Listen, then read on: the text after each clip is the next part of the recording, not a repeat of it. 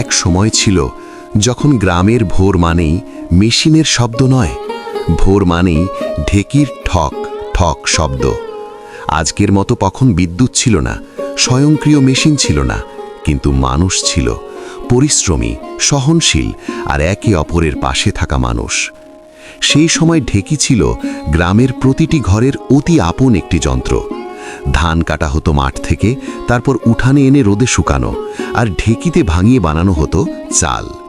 ধান ভাঙানোই শুধু নয়, ঢেকিতে হতো ধান ভুনা, খইয়ের চাল তৈরি, চিড়া বানানোর প্রস্তুতি, সব কাজই হতো মানুষের পায়ের শক্তিতে। গ্রামের মেয়েরা একসাথে বসে ঢেকি চালাতো, কেউ পা দিয়ে চাপ দিত, কেউ ধান দিত, আর কেউ গল্প করত, হাসি, সুখ দুঃখ, জীবনের কথা। ঢেকির শব্দে শুধু ধান ভাঙত না, ভাঙত ক্লান্তি, ভাঙত নীরবতা।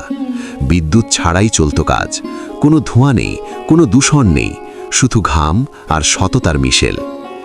আজ আধুনিক মেশিন এসেছে, কাজ হয়েছে দ্রুত, সহজ, কিন্তু কোথায় যেন হারিয়ে গেছে সেই মিলেমিশে কাজ করার আনন্দ। আজ ঢেকি আর দেখা যায় না, কিন্তু ঢেকির স্মৃতি রয়ে গেছে আমাদের শিকড়ে, আমাদের গল্পে, আমাদের গ্রামীণ ইতিহাসে।